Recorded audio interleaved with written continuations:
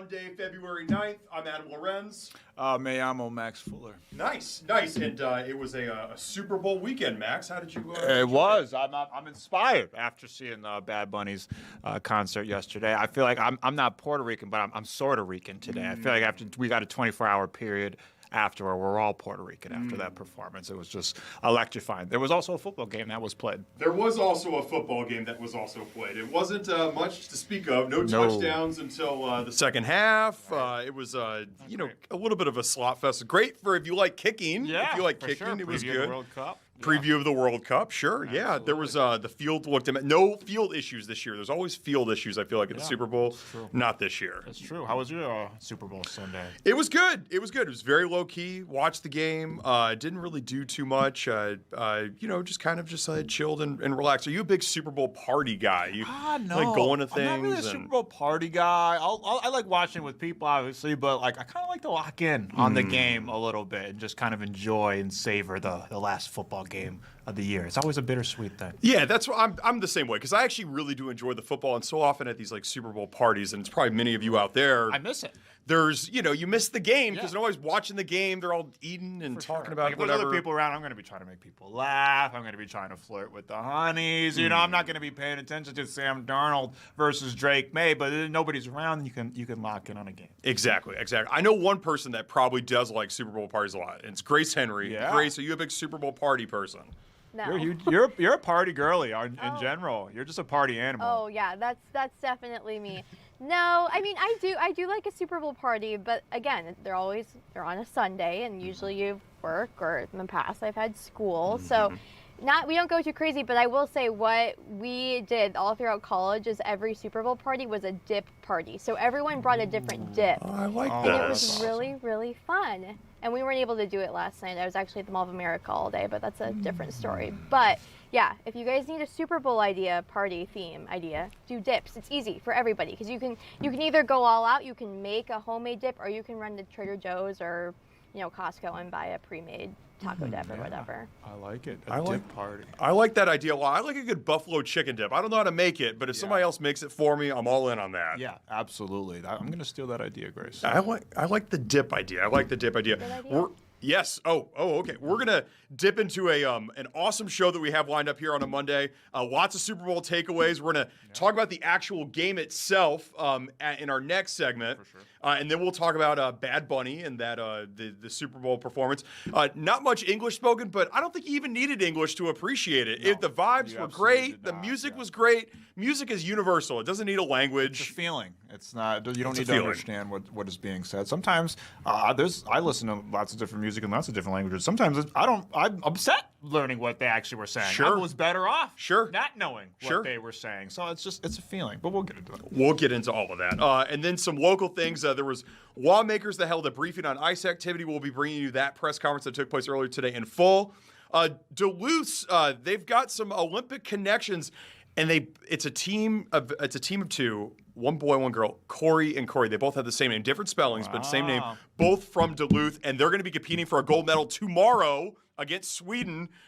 This is for the gold. They're guaranteed at least a silver medal. We're super proud of them. We're going to be talking to their manager from the Duluth Curling Club. Yeah, this is a super, huge shoes to fill, big curling legacy here in Minnesota, Olympic and otherwise. So I'm super excited to talk to the curling club. I heard there was some shots of them on the big screen earlier. That's right. Yeah, NBC was dipping into some live shots from the Duluth Curling Club. Yes, Grace. Yeah, I was tuned in, and it was just so fun to watch. I mean, it's this little curling club, but it was the pride was just beaming from them. It was all decorated up, of course, in U.S.A. colors, and they all had signs and big blow-up heads of the Coreys. And yeah, I'm so excited to talk to Carrie. She was locked in all afternoon, and I'm sure she'll be locked in tomorrow, just like I will be. It was a great match. I have to say, I have no idea how curling works. I think I have a better grasp now after watching one match, but she'll be able to fill us in a little bit more about what exactly even is the sport of curling. Yeah, absolutely. That's my first question, because I watched the same match that Grace did. I don't have any better understanding of it than when I started. I have no idea how it's scored. I have no idea the strategy, so I'm super eager to figure it out. It seems kind of like what's the game that you play? It's a bar game, and you push the ball. It's a wooden table with the wood chips. Yeah, I know what you're it's talking kind about. of like that. Shuffleboard? Shuffleboard, Yeah, exactly. yeah. It's kind of like that, I think. But you're right. I have no idea how it's scored or anything, and certainly how you get to be an Olympian on the big scale. It seems pretty interesting. Yeah, So. absolutely. So I'm super eager to talk to her about that and just Minnesota's curling legacy in general, because I think we bring home the gold dang near every Winter Olympics. The Minnesota more represented than any state on Team USA this year across all sports at the Olympics. So really impressive stuff. And then speaking of Minnesota representation, the Gopher women not represented in the AP Top 25 poll, despite a week where they beat number 10 Iowa, they beat Rutgers yesterday, they've won 6 straight games, first team out. The most teams you never want to be in the receiving votes. Right. They have the most receiving votes. So essentially team number 26, Minnesota. Dang, they gotta wake the haters up. I don't know what they got to do to wake them up, but they gotta wake the haters up because these ladies can ball. They're the real deal. Yes, they can. Tony Liebert's going to tell us a lot more about them and their big week coming up. The Big Ten. 5 of the top 15 teams in the AP poll. UConn is undefeated to clear and away the number 1, but UCLA number 2, and then other schools right in there. So the Big Ten very competitive this year. Yeah, for sure. Gophers women's basketball is alive. Gophers men's basketball is alive. Yeah, it was a disappointing loss yesterday. It was very disappointing. But Yes. just in general, we're talking about it. We're talking about that it. just wasn't a thing over the last couple of years. Exactly. So some Sky-U-Ma later in today's show.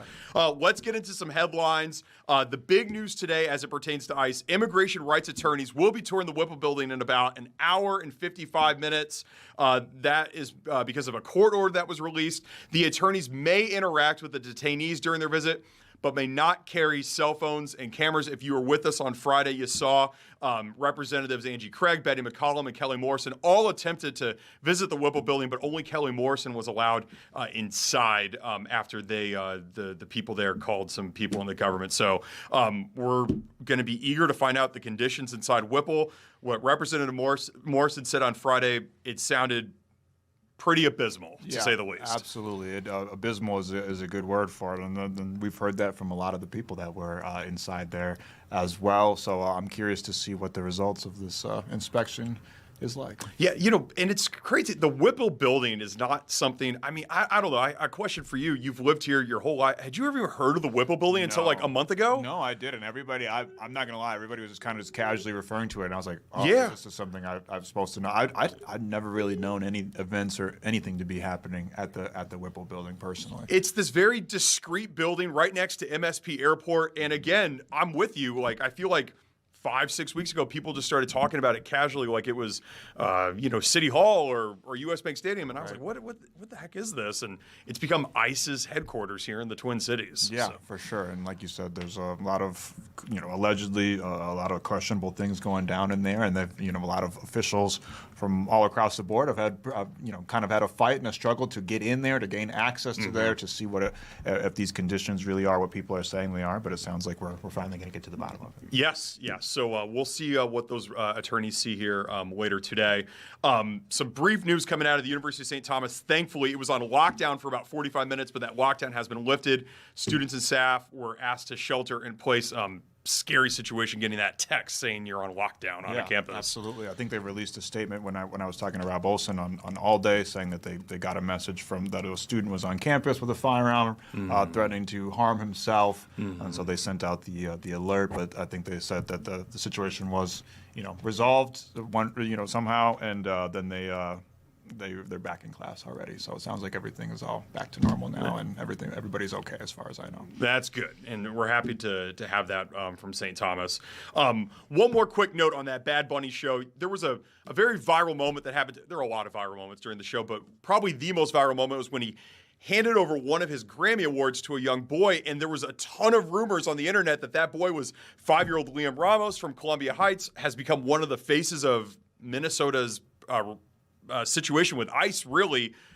Confirmed not Liam Ramos, but you can make an argument that boy was meant to symbolize or represent him, perhaps. I think a lot of people saw in that way because we were all kind of looking wide-eyed at his performance for a possible, ice-related message after he's been outspoken about it at the Grammys, and so I think everybody was watching it with a keen eye, looking for that. But I think if you really look at the story that he was telling with the set pieces as he went along through his performance, I think to me it seemed pretty clear watching it in real time that was meant to symbolize his younger self. His younger self watching, just letting his younger self know, listen, like this is what you're going to achieve your dream someday. You can do it. You can be whatever you want to be. But I could see, again, when we're all looking for something like that, how it could be misinterpreted that way. And it was kind of wild watching it develop in real time on social media. It's like you see one tweet hit and it says that it's him, and then another tweet says it's not, and then another tweet says, no, my source is confirmed. And then all the other journalists out here this morning being like, no, that was not him. And as other people pointed out, maybe not the best setting for a kid that's went through the stuff that he's went through with thousands of screaming fans in such a chaotic environment. So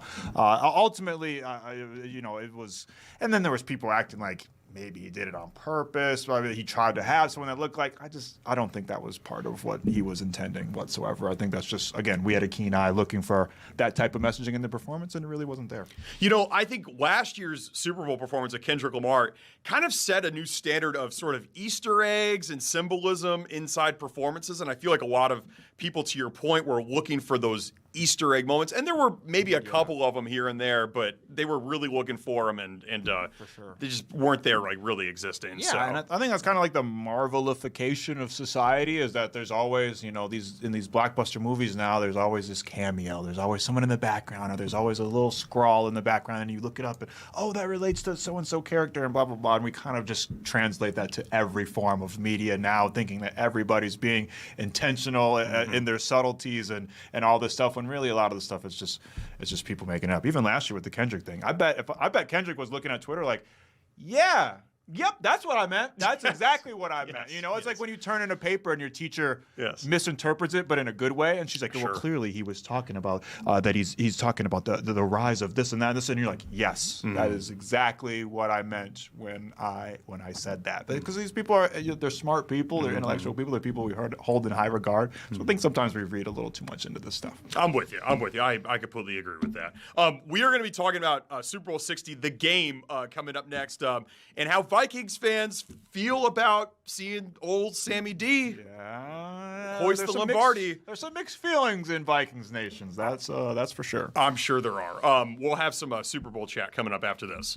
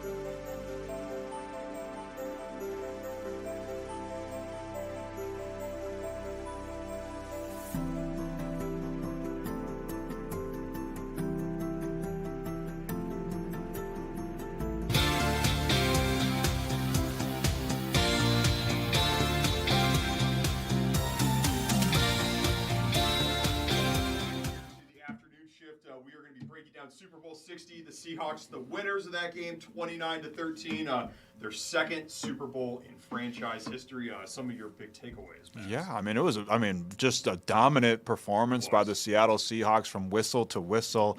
Just dominant performance throughout the playoffs in general. I know I got some fun facts for later, but I'm going to hit you with one early on. The Seahawks only trailed for a minute and 35 seconds the entire postseason. That's crazy. That is absurd. I mean, just absolute dominant performance from their defense. Pretty dominant performance from New England's defense as well. Yes. I thought the kicker, the Seattle's kicker, should have been in Jason line. Myers. Yeah, Myers. 5 field goals. Yeah, I mean, he was the MVP of the game. I understand giving it to Kenneth Walker III, absolutely, but he was the real one that was creating all the points. I think he scored all of Seattle's points throughout the whole game, but really the defense was the story. They had Drake May flustered, and it just felt like it felt like one of those old Mike Tyson fights where the guy's just trying to hang on and survive. The Patriots, they weren't dealt that fatal blow until very late into the game, but they were never really in it. You know, they always had the chance, and you always keep in the back of your mind, this is the Patriots we're talking about here. I think a lot of us thought that game was over a few years back against Atlanta as well. Obviously, Drake May is no Tom Brady, but still, anything can happen in these games. We've seen crazy comebacks over the last couple of years in the NFL playoffs and whatnot, but they just felt like they were trying to survive the whole time. And the Seahawks weren't quite able to deal that fatal blow until that pick six towards the end there. But in general, I thought it was a really poised performance from Sam Darnold. I saw him stepping up in the face of pressure at times where it's just like, that is not the Sam Darnold that we know at times. I would imagine on all team scouting reports is get to Sam Darnold. He's a guy that's known to get happy feet, known to get a little flustered. We saw it here when he played in the playoffs last year against the LA Rams. We saw it against the LA Rams this year in the regular season, but he was able to overcome one of his major flaws on his way to his first Super Bowl. First quarterback ever to play for 5 different teams and lead his team to a Super Bowl. I mean, just a testament to never giving up. Again, and not only did he lead his team to the big game and a big win, he went through all of their rivals to do it. Yep. He proved the doubters wrong by playing well. And this is a guy that led the league in turnovers in the regular season. The Seattle Seahawks did not turn the ball over a single time the entire postseason. Not one single time. So it's not only did he prove the doubters wrong, but he pretty much crossed off every single flaw on his list. Everything that the Darnold deniers and haters could say, he crossed it off one by one. Now there's nothing really left to say but congratulations to Sam Darnold. You're the champ. And I mean, again, it's not the greatest game in the world. I made the joke earlier. The people of Santa Clara got a pretty good preview of the World Cup. There's a lot of kicking, a lot of punting, a lot of field goals and whatnot. But there were some feel good stories. There's Sam Darnold. There's Kenneth Walker III, who wins MVP. I don't know if you heard the story about his father.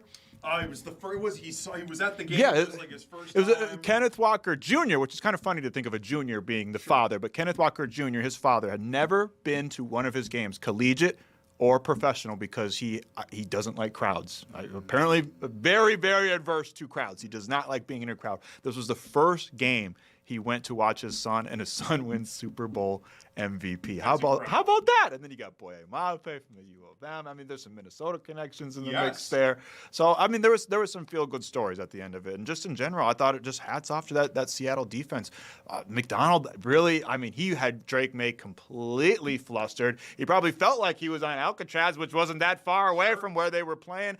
Check this out. McDonald blitzed May 33% of the time in the first half, which the Seahawks are one of the least blitzing teams in the NFL, bottom 5 when it comes to percentage of blitzes. He blitzed May 33% of the time in the first half, and then just 8 after in the second half. He had him completely fooled, and he wasn't just sending normal. I mean, he's sending corners on these blitzes. One of their corners who hadn't blitzed in 4 games went at Drake May 7 times, and they ended up with 6 sacks total. I think everybody kind of saw that offensive line get beat up. Yeah, and listen, the Patriots kind of had that stigma the whole year. They a lot of people gave him the derogatory nickname of the schedule because they had that 4th place schedule. They played the Dolphins twice a year. They played the Jets. They played the low-life teams of the NFL. And hey, listen, they made their bones, and they found a way through them, but they definitely did not shake that stigma off and did nothing to prove their haters wrong. Yeah, Mike McDonald, you mentioned him, the 3rd youngest head coach to ever win a Super Bowl, age 38. Also the first defensive play caller head coach to win a Super Bowl. Wow. 6 sacks, tied for most ever in a Super Bowl. You bring up Boye Mafe, another Minnesota connection, is the GM of the Seahawks. John Schneider, St. Paul native, University of St. Thomas alumnus, class of 93, really put together a tremendous roster. And again, it's a little bit of a bittersweet moment.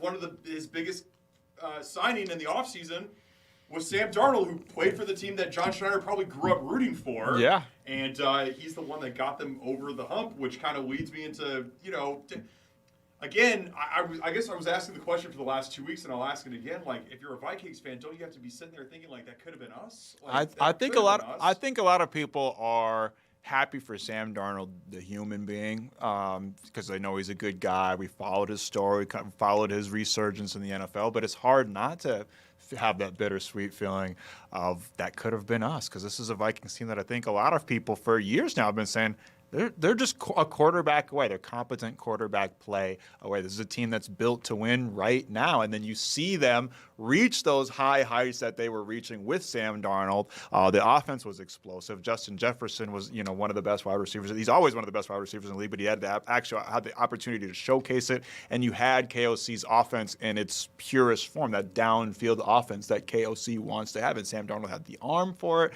He had the accuracy for it. He showed you everything you wanted, and then you choose to kind of pivot, and now there's obviously different reports about what KOC maybe wanted to stick with Sam Darnold, and Kwesi was trying to roll with J.J. McCarthy. We don't know what's actually true. We're just reading the reports and whatnot, but it's hard not to have that bittersweet feeling, because you look at that Seahawks team, and one of the key things they did differently this year that the Vikings weren't able to do last year is protect Sam Darnold. He got sacked almost like 20 times less this year than he did last year, and that's just, to me, that's the difference. If you're able to keep him upright, like I said, this is a guy that struggled with pressure, who doesn't struggle with pressure in the NFL, but this is a guy that's particularly struggled against pressure in the NFL throughout his career. You keep him upright, he's able to diagnose these defenses, dissect these defenses. He's a high-level mind, high-level arm, and he's able to do his thing. And then you can't keep him upright, you get a first-round exit in the playoffs. So it's hard not to feel that way, especially when he's playing against Drake May, the guy that reportedly, again, that the Vikings actually wanted. They kind of settled for J.J. McCarthy,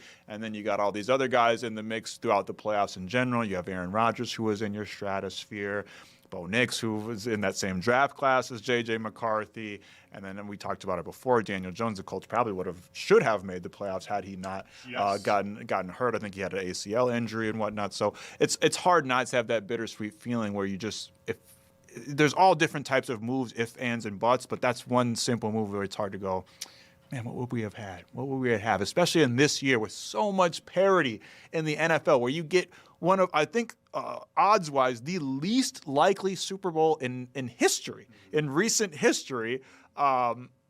And it's hard not to feel like that could have been the Vikings, because the Patriots didn't look all that impressive. So all they had to do was get there. And you have to think that they would have been able to take care of business. So we're happy for Sam Darnold, the person.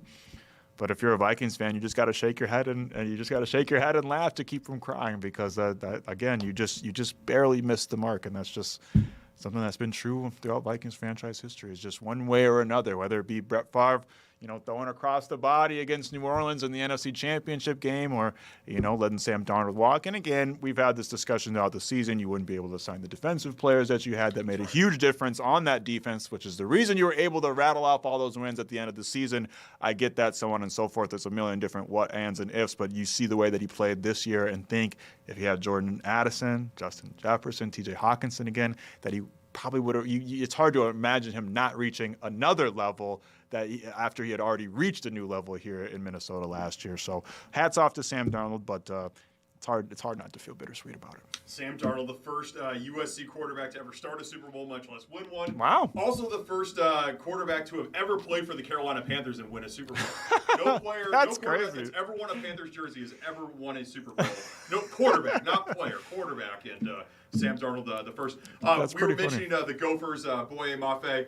Shout out to Nick Cowerup. I think kind of not a huge superstar, but also a Gopher that's on the Seahawks. Yeah. Celebrating a ring. For sure. And you want to know another interesting little tidbit? If you literally, physically tried to place halfway between Seattle and Foxborough, Massachusetts, you know where you'd end up? Minneapolis. Fergus Falls, Minnesota. Fergus Falls, Minnesota. Is that close? Yeah, it's not too far away. So it's exactly halfway between Seattle and Foxborough, Massachusetts. So we got all types of connections to the Super Bowl. We just want that actual connection, the direct connection, as in the Vikings getting to the Super Bowl. But yes. We got to wait another year at least. One more year, Vikings fans. One more year. We're going to go to commercial break. When we come back, some local lawmakers held a virtual press briefing on ICE activity. We're going to be replaying that to you in full. That's coming up after the break. Don't go anywhere.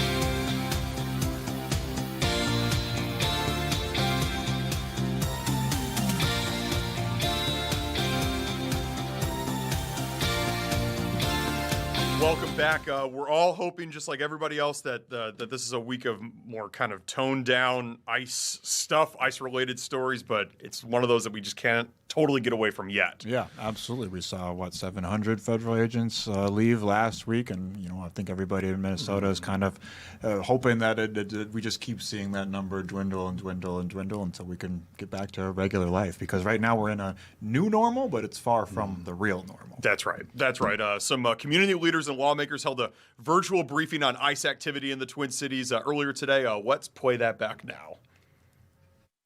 Welcome, everyone. Today is Monday, February 9th. This is another edition of the Metro Ice Out Report.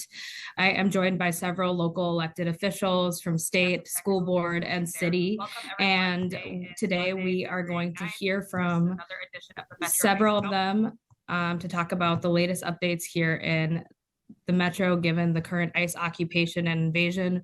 One of our core responsibilities as local elected officials is to ensure that our constituents know what's happening here on the ground and what we're doing to support them, especially in this moment. We're going to keep on doing this until we no longer need this report to occur.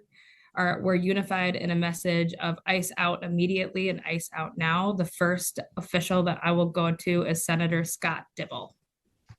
Thank you so much, Council Member. Just by way of a quick introduction, I wanted to say a thank you to everyone in this community who has been doing so much. Minnesotans and Minneapolitans continue to display incredible resilience and resistance to the ongoing federal occupation. Every person out there who's been protecting our neighbors, delivering food, standing up for our community, doing whatever they can, are heroes. Many legislators have been on the ground doing the same work, but we've also been hard at work developing a legislative response to the federal assault. We've been working with community members, constitutional scholars, partners across the country, other legislators to craft legislation we can pass that will protect Minnesotans, hold ICE accountable, and support everyone who has been affected by this occupation. Next week, next Tuesday, the 17th, the legislature goes back into session, and we'll be bringing legislation forward that responds to this unprecedented attack on our community. So to that, strong legislative response to ICE and Operations so-called Metro Surge is grounded in several key areas. First, protecting the constitutional rights of Minnesotans in our communities, holding ICE and the federal government accountable for its overreach, supporting the needs of those who have been most affected by this attack. So under the subject of protecting constitutional rights, one critical need is to protect our essential and sensitive spaces, such as our courts, our healthcare facilities, and our schools. Illinois has legislation that protects people in these places, and will strengthen Minnesota's laws to make sure that these are off limits to federal agents. That, of course, is evocative of the Fourth Amendment and the fact that spaces have been being entered without the benefit of judicial warrants and the like. Under the subject of accountability of ICE and federal actions, delivering justice, we must hold federal agents who break the law accountable. We can pass a state law that replicates or aspires to a similar federal law that's recently been diminished, but we're going to strengthen this at the state level that would allow civil action against federal agents, allowing Minnesotans to sue the federal government for their abuses. Moving on, we are going to ban ICE from wearing masks and otherwise deceptive guises and using bogus license plates, things like that. Minnesota residents will be able to sue ICE agents when they don't follow Minnesota laws, such as the duty to render aid. And supporting those who have been hurt by this occupation, by this attack, by this federal agency. We know that this occupation has been a disaster for Minnesota. While our immediate work is addressing the crisis facing people right now, we must also be ready to support the people who have been hurt and the businesses that have been hurt. One of our legislative priorities has been to support the economic recovery of the immigrant businesses and corridors that have been adversely affected by this horrific occupation. We know that we have a lot of work to do today and in the future to help our community, and that's what we're going to do. I want Minnesotans to know that the legislature will continue to do everything we can to support and protect our community at this moment, and we'll do everything we can to assure accountability. Thank you, Council Member. That's my report. Thank you so much, Senator Dibble. Next, we'll go to Representative Greenman. Well, good afternoon. I am Representative Emma Greenman. I represent Minneapolis, and my day job is as a national voting rights lawyer. And so what I want to talk about, and I'm going to try to speed through it, but we are going to be talking about this now until November and beyond, is the escalation and the execution of some of Trump and his regime's plan to abuse power in order to use both executive power and force to interfere with the 2026 elections and with voting. This is not a new threat from Trump and his regime. This is the president of January 6th who actually executed a plan that failed, but showed us some of the ways to use state power in order to try to interfere with an election. But the reason we need to talk about it now is in the last few weeks, we've really started to see a plan and some testing of putting it into action. Minnesota is both a target and also, I would say, one of the best prepared to help create a plan to defend our elections and our voters from these threats. So just a brief recap of the three things following that we have seen happen in the last few weeks, escalate in the last few weeks. First is Trump's illegal use of executive power to commandeer local elections. So it's really important to say that the Constitution gives states, not the president, the power to run our elections. That's why the courts have blocked 2 executive orders that he issued back in March of 2022 that tried to impose voter restrictions on states without having the legal authority to do that.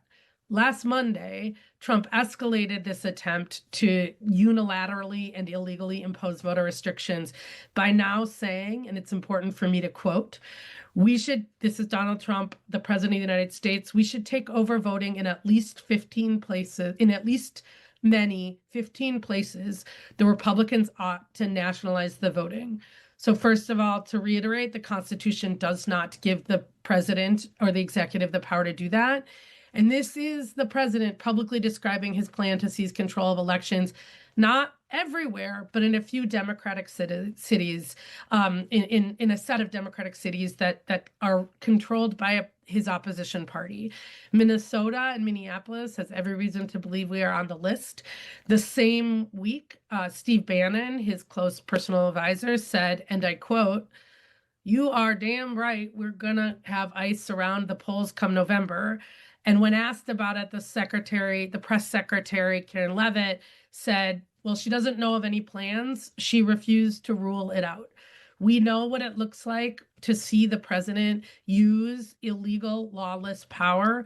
And so I think taking this very seriously is really important. The second thing is Trump's DOJ is attempting to commandeer private voter data for no legal or legitimate purpose. They have been demanding sensitive private data on registered voters all over the country, including millions of Minnesotans. They are suing Minnesota and other states, mostly Democratic states, to get this data. That they have not been able to get. The courts have blocked it because they do not have a legitimate reason to have the Social Security number and private data of Minnesota voters. 2 weeks ago, and folks will remember and how this is coming together, that Homeland Security Secretary Kristi Noem, so not the person in charge of our voting, sent us what our Secretary of State called a ransom note, saying they would consider lifting the federal occupation and the ICE paramilitary force if the state of Minnesota gives them these voter rolls. This is demanding our voter rolls under the barrel of a gun, and we should make sure that we're clear about that.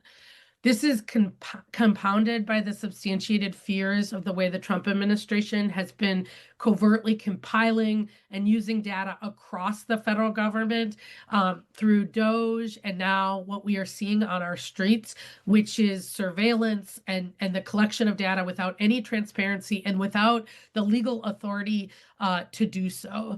And then third, they are using the DOJ and the FBI to interfere with state and local elections authorities right now. We saw this in Fulton County last week when they sent the FBI and the Director of National Intelligence, again, not somebody with control or jurisdiction over our elections, to seize 2020 ballots and election materials in opposition to the county's nonpartisan election office. 2 notes on that. It wasn't the U.S. attorney in Georgia who's leading it. It's in Missouri. And the local FBI leadership left in Georgia as this was happening. So what it tells you is that, like we have seen in Minnesota in the U.S. attorney's office and the local FBI, people, civilians who have been doing these jobs for decades in partnership with our state and local authorities are leaving because they see what is happening, which is Washington and the Trump administration is imposing on them using the FBI and the DOJ to interfere. So what this means for Minnesotans, it is important that we are clear, and I wanted to spend the time on what's going on, that the president is broadcasting this. They're actually putting this into effect, a plan for federal intervention into the 2026 election. This is not theoretical anymore, and it is a violation of the U.S. Constitution and U.S. law. They are also using the pretext of immigration and national security, the same way that they have used the pretext of immigration and fraud on our streets to go after citizens and non-citizens alike in the streets around the state. They are using that as a way and a pretext to try to use federal power. And we are going to see that again in the elections context. And they are already doing this. They are already doing this at the FBI, the DOJ, and the Department of Homeland Security. So what can we do about it? And I think that this is really, really important because we are not powerless. We have to use the power we have where we have it, and we have quite a bit. So like everywhere else, it is really important that we are talking about that and that people believe their eyes. There is no use, and it is not helpful to sort of look away and hope away and not remember our history, which is the same sets of things happened in January 6th. We can't minimize this. We need to believe our eyes about what they're saying, and then we can make a plan to defend our voters and our democracy against these threats. Second, we have to use the power we have where we have it. That means states' legal response, which we are already seeing the Secretary of State and the Attorney General are suing to prevent our voter data from being taken. We have to work with local officials to protect their ability to administer their rights. And then probably most importantly here in Minnesota, what we have learned, right, is when institutions will not save us, the people organizing together will. So we have the tools to fight an out of control, lawless president. We have shown that over and over in the last now going on third month. So we need to take that organizing, that infrastructure building, and also the very personal work that people are doing and think about how we are going to apply that in the primary and particularly the general elections. And then the last thing I will say is that this is a good opportunity for every person who has the right to vote, every citizen, to make their plan to vote. You can vote at home if that's where you feel most comfortable. You can vote early if that's how you feel most comfortable. We can make a plan, and neighborhoods should make a plan for voting on election day. But know that federal agents do not have the legal authority to be in our polling places, and they are trying to scare us out of our fundamental rights. And in Minnesota, as my colleague, Senator Dibble said, we have shown that we have the courage and the power to do on the streets what we need to do to protect our democracy. Thank you so much, Representative Greenman, for that update. Next, I am excited to invite on my colleague of the Minneapolis City Council, Councilmember Robin Wansley. Thank you, Councilmember Chowdhury. I'm really proud to share some of the updates that our colleagues have really advanced over the past coming days in response to the occupation that we've been experiencing now for a little over a month. And I'll break them up into two categories, one of which is, or one of the most pressing needs, is that residents need material protections in the current moment. And one of those key protections needed or resources that's been identified is the need for legal services. So under Councilmember Chavez, who represents Ward 9 leadership, he brought forward, and a number of us, actually, I believe the entire city council signed on to co-author his funding resolution for $500,000 that would support residents having to navigate a very chaotic and difficult immigration legal system, specifically addressing habeas corpus cases, as we're seeing right now, just at the rapid pace in which ICE agents are abducting our residents. It's very difficult to often track where loved ones are being detained, if they've been sent out on planes. So really honing in on how can we make sure we have resources to support the release of our neighbors after being abducted and before they're sent to detention centers. So really proud of the fact that that was something that unanimously the body agreed upon, and we devoted resources into addressing and protecting our neighbors as we're experiencing this campaign of terror by ICE and the Trump administration as a whole. Following that, another major need has been housing stability, or the housing instability caused by this occupation that has contributed to growing eviction rates, of our neighbors. That's making it challenging for people to leave their homes to go to work so that they can pay what has been now January's rent, February's rent, and we're coming up on March's rent due coming up on March 1st. And just a few weeks ago, City Council, as here in Minneapolis, as well as in St. Paul and Roseville, and we know a number of other cities have been amplifying this call to action, but we've been asking Governor Walz to declare a eviction moratorium so people can have that legal protection in place to shelter in their homes and not have to come in contact with ICE agents as much as possible, and don't have to then worry about being displaced from their homes because they can't go to work and make rent that's due. But nevertheless, we know now for the past couple of weeks, Governor Walz has not executed that action. So City Council has been looking at ways in which we could show up. And one of the ways that we have identified is providing resources so that people can get rental assistance so that they can cover whatever rent is due. And we know this is going to hopefully complement some of the actions that's being moved forward at the state level that hopefully will include an emergency rental assistance package as well. But we moved $1 million just last Thursday to Hennepin County to one of their rental assistance programs that would allow residents to access that. And again, get the resources that they need. And we know residents, regular working class people have spent this entire occupation organizing amongst themselves, GoFundMe's, fundraisers to raise what is now tens of millions of dollars to help people cover their rent.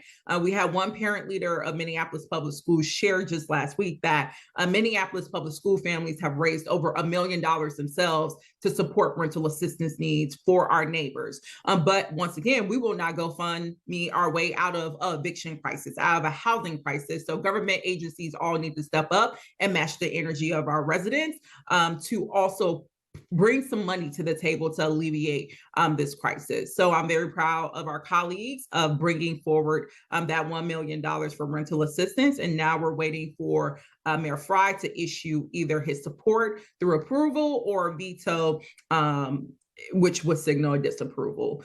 Following that, we also introduced a policy called Pause Eviction Save Lives, which would extend the pre-filing eviction notice from 30 days to 60 days temporarily, which essentially gives families another month to access rental assistance programs before eviction is filed. And that way they don't have to have that be put on their record. And it also gives landlords the ability to receive financial compensation, which they're, of course, looking for to also keep residents housed. So we brought that forward last Thursday. It was our goal to have an expedited timeline because, again, we're coming up on March 1st, rent being due, and we wanted to make sure that this protection could be in place so residents can have more time, especially as the state legislature is meeting and convening resources around this. Philanthropic partners are also putting together financial relief as well. We want to give, again, families and ordinary folks in our city the time to access those resources that's being pulled together before having to deal with a formalized eviction. Unfortunately, a supermajority of my colleagues did not support an expedited process that would have had this ordinance be put in place ahead of the March 1st deadline. This was a time in which we could have acted both proactively and also in a very timely response so that we're getting ahead of evictions as opposed to having to respond to the substantial increase that we know is coming. But nevertheless, we still introduced that ordinance, and all things considered, we are on a timeline to take up final consideration and ideally passage of that policy early March, so that residents can still have that protection in place ahead of April 1st's rent deadlines. So again, I'm just proud of the ways in which our council is being responsive to the immediate material needs while also doing everything that we can to work with other governmental partners at all levels to maximize resources and to get them to maximize their levels of authority to also show up for residents. If that means, again, pushing for eviction moratorium for Governor Walz to declare that, we're still raising that banner. making sure that all partners are coming together to move forward a substantial rental assistance package. We still support those efforts. And I know in the next coming weeks, which I'm pretty sure you're going to have another council member to report on, we're moving also significant things related to supporting our businesses that's been impacted by this occupation as well. And once again, kudos to Councilmember Chavez, who's moving expeditiously to move these resources to keep our neighbors safe, keep them stable while we're experiencing this occupation. So we're not done, essentially. And we're trying to, again, match the same level of commitment and dedication as our neighbors using our fullest extent of our powers. So again, very proud of the work that we're doing, and there's more to come. Thank you so much, Councilmember Wansley. Glad to have you on. Next, we're going to get an update about the Minneapolis Public Schools from the school board chair, Chair Colin Beachy. Hi, good afternoon, everyone. Thank you for everyone being here again. I think the first thing that I'd like to address here, as everyone I think has heard, that we have extended the online learning option for our students now until April 5th.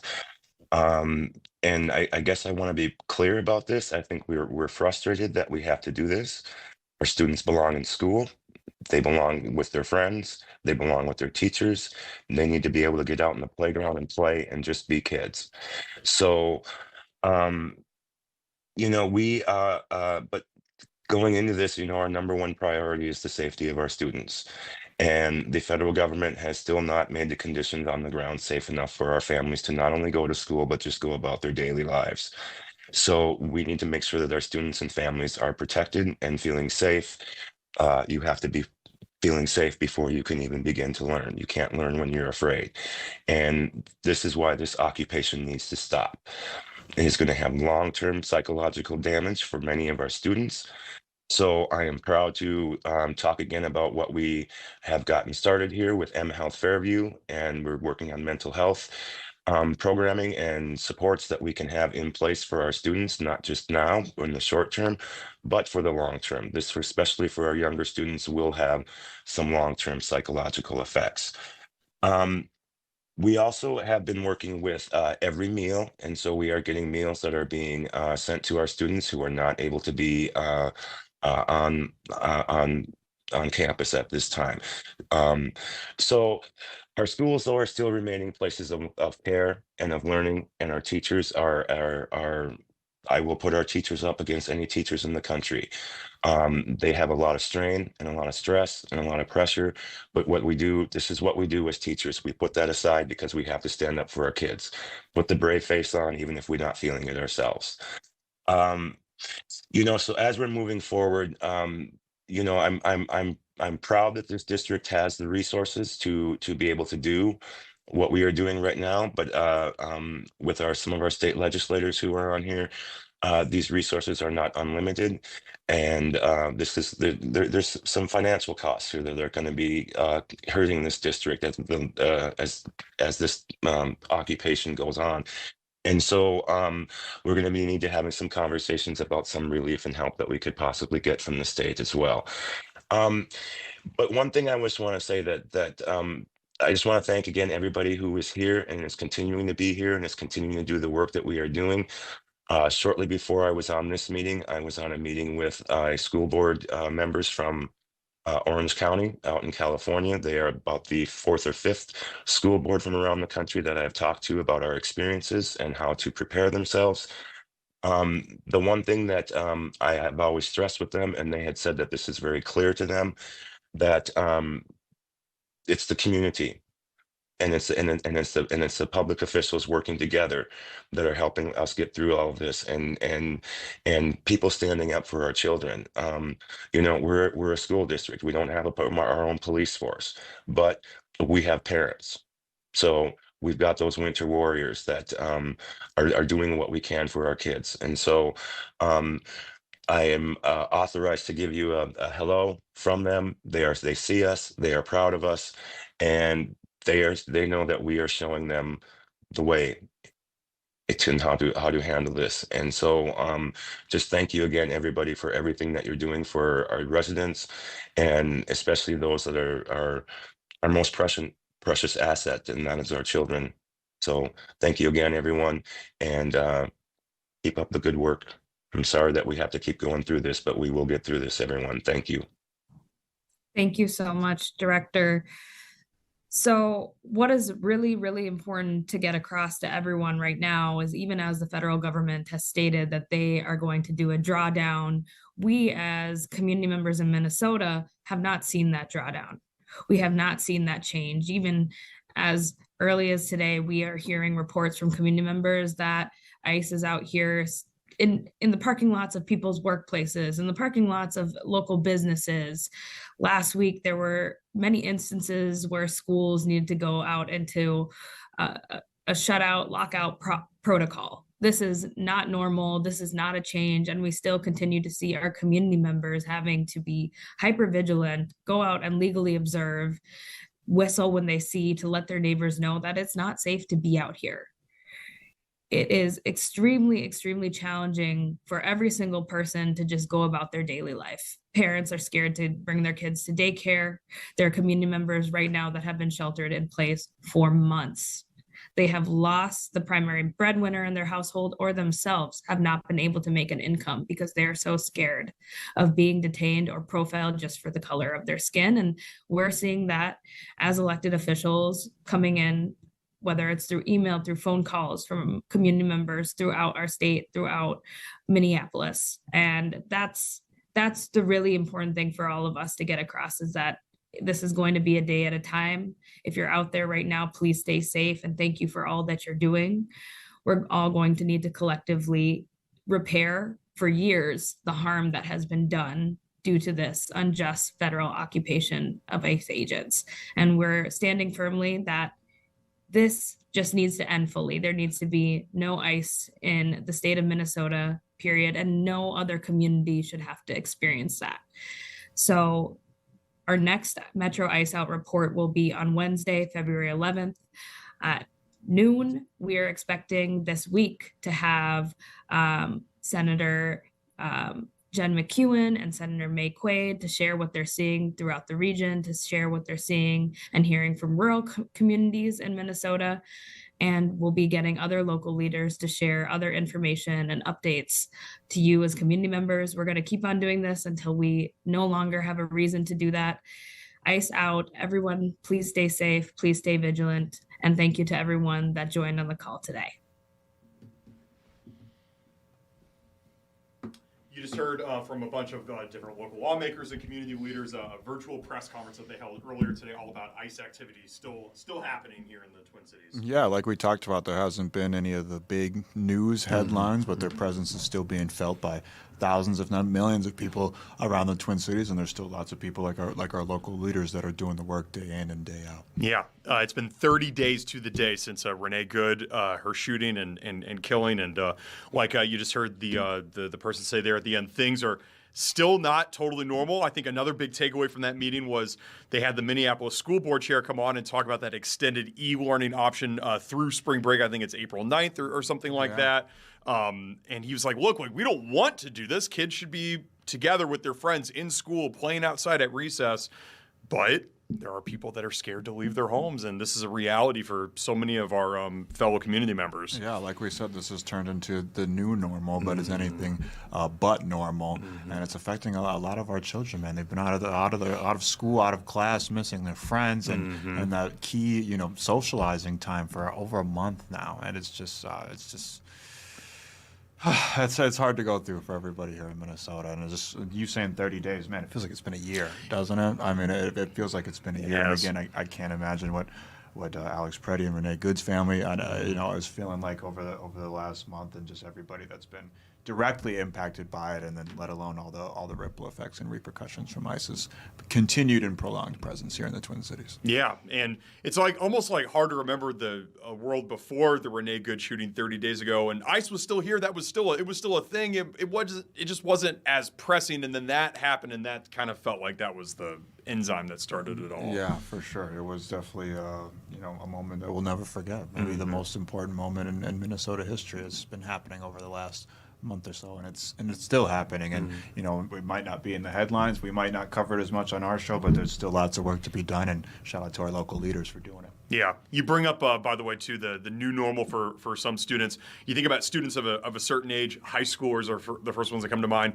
They lived through COVID, Right. and now this is like COVID 2.0 in a way. Yeah, absolutely. And just think about, I mean, they're living through COVID and all of that absurdity and oddness and weirdness. And then you just, in general, we have the kind of, well, again, normal aspect of these lockdown drills and whatnot. That and then too. You grow up, and then you have ICE, making their presence felt at schools. They're throwing tear gas at some schools. They have classmates and friends that have families that have been dealing with this, and they're missing their friends. And it's just, man, these kids, man, they've been through so much. It's just like I know it's a kind of like an ongoing joke on social media, but it's like, we're all tired of living through unprecedented times. How about some precedent? How about some precedented times? How about some normal, peaceful, calm times? But we're far from that right now. Yes. One thing that's trying to keep the peace and trying to unite people together are the Winter Olympics going on right now in Italy. And two Olympians that we can all get behind here in Minnesota are Corey Dropkin and Corey Teese. They're from Duluth. They are competing in curling, and we have their manager, Carrie Hadieras, coming up right after this commercial break, live from the Duluth Curling Club. Yeah, super excited to talk to her about Korey and Cory, and also to learn what the hell is curling anyways. Exactly. Some curling chat. I don't even know. I have no idea. Hopefully.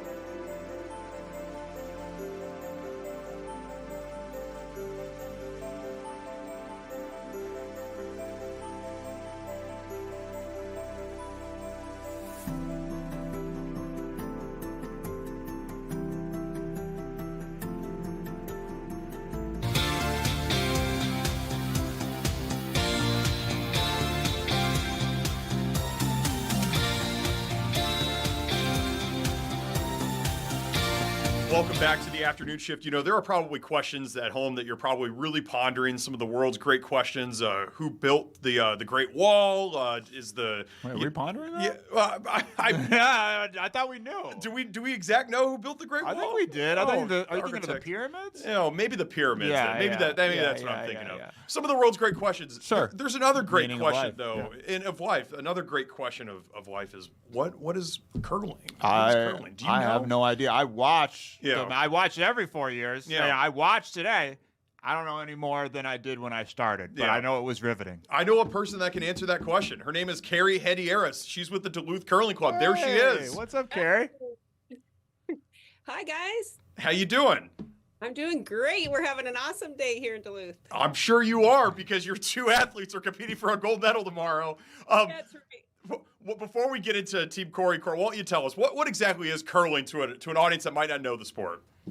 Well, first of all, it's the best sport there is. It is a great way to be active and social in the wintertime, and Minnesota is the best place to do it. We have so many curling clubs, tons in the cities, also up north. And it just is a really fun game that all ages can play, all skill levels. It's very inclusive in that way. Okay, how does it work though? I'm watching the game and I see the concentric circles with different colors, and I'm like, are they aiming for the middle? Are they aiming for the green? What the hell is the sweeper guy person doing? I have no idea, Carrie. Could you just explain to a simpleton like myself? Everybody's kind of shooting for the center. Okay. But the rings the colors don't mean anything. It's just to help you determine who's closest. Okay. And so the person that's the closest is going to score. Only one team scores. And then if they have another rock also close, they would get 2 points before their opponent's rock, if that makes sense. So the ice is not like hockey ice. It's bumpy. We sprinkle, we have this fancy jetpack watering can that we sprinkle on the ice. And so it makes the ice really bumpy. And so as the curling rock travels, it's actually curling down the ice towards the goal. And so that's what makes it really hard and the strategy really fun. Wow. I did not know that the ice was bumpy. I just thought it was just like hockey ice and everything. No. I know two people that are masters at curling are Duluth's own Corey Dropkin and Corey Teese. They just beat somebody, Italy, today, and now they're playing Sweden tomorrow for the gold medal. They're from Duluth. That's right. What can you tell us about Team Korey and Cory? Well, first of all, obviously they're great athletes, but they're wonderful people. They're active members of our club. They participate. They do a lot for our junior program, which is our kids program. They are just so fun to watch as everybody's learning. When they're on fire, they are playing so well. It's so fun to watch. What did today's win mean for you guys? Because they're guaranteed to get at least a silver medal, if not gold. And obviously Minnesota has a pretty lengthy curling legacy here. Could you just talk a little bit about that legacy and what that win meant for you guys today? I saw you guys got a little TV time even on the Olympic broadcast. How was that? It was awesome. We have a long legacy of national and world champions here in Duluth, but these guys are our next chapter, and no one's ever won a medal in mixed doubles, and we're going to take one home to the U.S., and we're really excited. We've known they've had this in them. Italy, who they beat today, is the reigning Olympic champion, so it's a pretty big deal to come out with a win. Of course, we all knew they could do it, so it's just the club was going nuts today. Everyone was having so much fun watching. Yeah, the reigning gold medal champions, and to beat them on their home ice as well must have been extra special. Did they team up just because their names are both Corey? Obviously, they spell it differently there, but is that how they kind of came together initially? They both had different partners and had been trying at mixed doubles for a number of years. And it was actually Corey Teese's mom who told Corey Dropkin, you should really pair up with my daughter. And so he asked her to be his partner, and she had to, get out of her old partnership, and then here they are, and they were very successful right off the bat. After the first year together, they won the world event. So they've just been so fun to watch.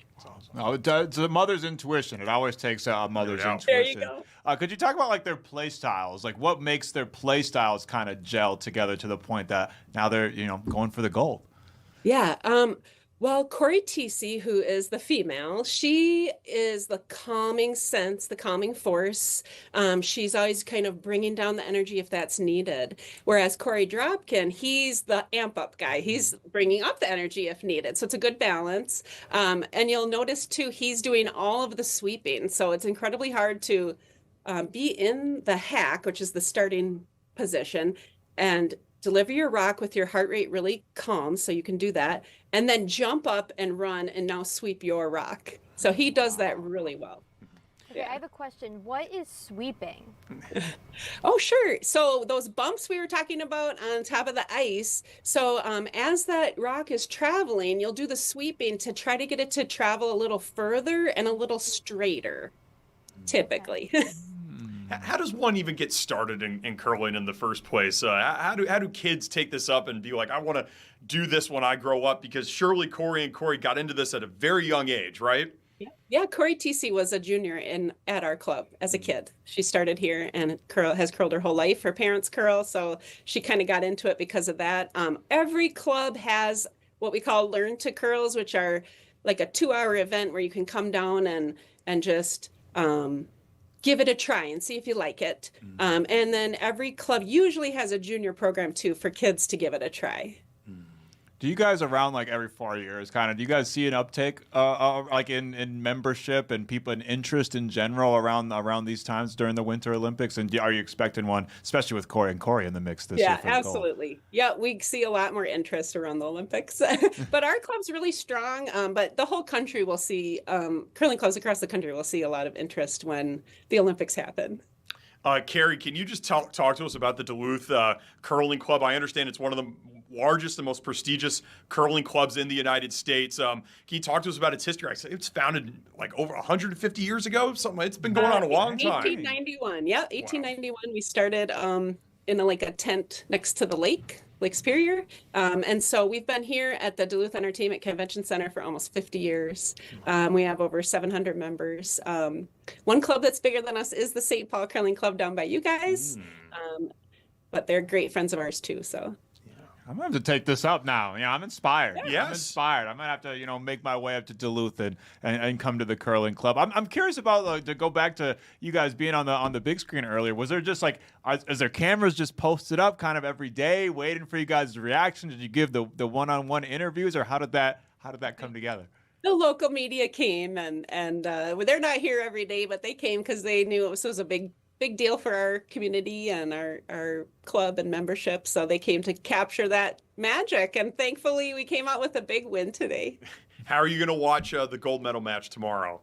Yeah, I'm going to sit in the same exact chair that I sat in today, just so I don't break. I'm superstitious. I want to make sure that we, do the same things we did this morning.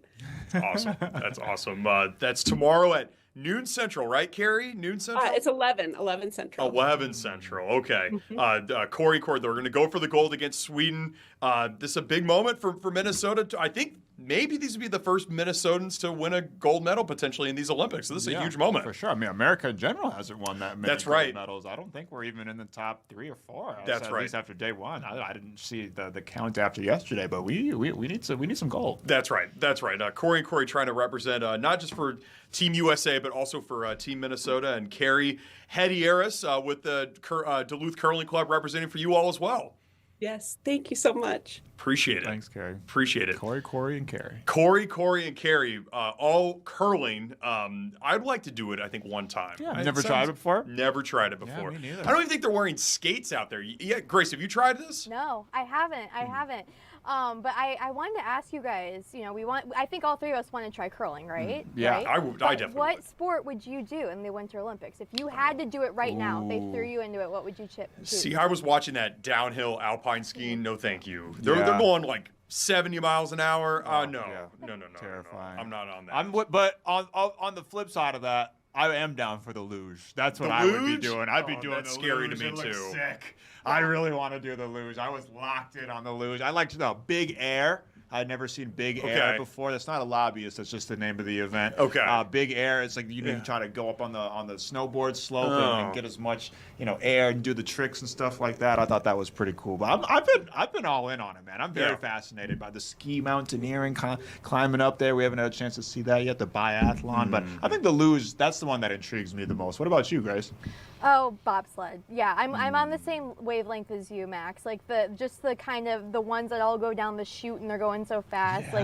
Luge, bobsled. But I forget which one goes head first. I wouldn't want to go head first or skeleton with That's luge. the skeleton, I think. Okay. Yeah. So I luge or bobsled. But what about you, Adam? That one is crazy. The doubles ice skating to me is very fascinating. For sure. All the things that they're able to do while on ice, it's just like incredible. Absurd. The choreography, and it's just that is like beautiful to watch. It absolutely is, and it takes so much synchronicity to be able to do that at the same exact time at the highest level. I was watching the individual ones on Saturday evening, and I just could not believe what I was seeing. I mean, the American guy did a backflip. It's incredible on the ice. I incredible. could do a backflip on a trampoline. Yes. It was unbelievable, but it also shows I have no idea what the hell they're grading about, because I saw him and I was like, it's over. It's you perfect. know, like yeah. it's over. And I think he kind of did that flex at the end, like, yeah, it's over. And then he did second place. And I'm like, I have no idea what the grading material is. I have no idea what the criteria is, because that to me looked bar none, hands down, like the best routine that I had seen. I don't know what they're grading them on. Yeah, the judging for some of these events, even the skiing, it's like, they're judging off of moves and whatever. It's like all of these are impressive to me, but I guess when you're on that level, you could find some, slip ups here and there and whatnot. So, yeah. That is the best part, though, is not knowing a single thing about any of these sports. I'm literally at the bar drinking a beer and I'm watching, I'm like, this guy, he doesn't know what he's doing, this freaking guy. Like watching other countries and whatnot. And I'm like, I have no idea what I'm even watching. I'm just a slob sitting at a bar right now critiquing the best athletes in the world. But that's what the Olympics is all about. That's right. We have some of the best basketball players, college basketball players in the United States here in Minnesota. And Tony Lieber's got one of the best mustaches in Minnesota. His mustache is elite. He's going to be talking to us all about the Lady Gophers on the hard court coming up next.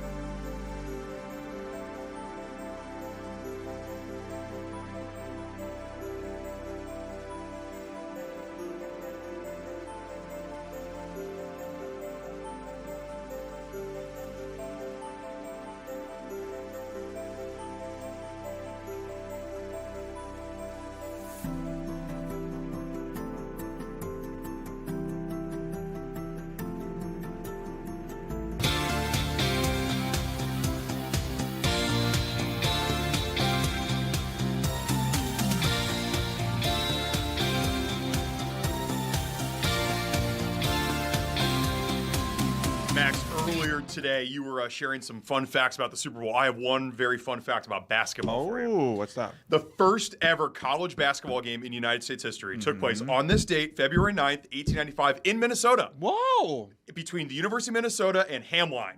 That was the first ever Hamlin, the first ever college hoops game on this date, February 9th, 1895. That was, of course, a men's game. We're going to be talking some women's basketball, but I just thought that was I would not have. I thought it would have been like New Jersey, where James Naismith was I never from, or would have Massachusetts. guessed, and that's funny because Minnesota, we like to claim this kind of stuff. I've actually never heard that before. Right now, that's the first intercollegiate college basketball game. Tony Liebert writes all about college hoops for Bring Me the News. Tony, did you know that fun fact?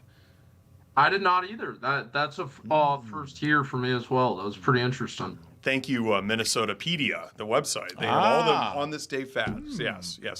Tony, we're talking to you about the Lady Gophers. They've won 6 straight. They won yesterday. They beat Iowa last week. They didn't quite crack the top 25. In your eyes, do you think the Gophers women's basketball team deserves to be ranked? Yeah, I definitely think they deserve to. Every situation like this, it should get viewed, I guess, in a vacuum. It seems like they should be ranked, but some of the teams at the end of the poll, like Washington, Maryland, and Alabama, they lost head to head. So I can kind of see why they didn't sneak into the poll. But if they have another successful week this week against Nebraska and Wisconsin, I think they'll be right in there. Tony, now there's a million different sports going on right now. I mean, we just got done with the football season. There's NBA, MLB is around the corner. There's NHL. There's all types of college sports going on. So a lot of us haven't had a chance to watch the women's Gophers basketball team night in and night out. Kind of give us like a season recap. You know, at the beginning of the episode, like previously on. Well, give us a previously on Gophers women's basketball.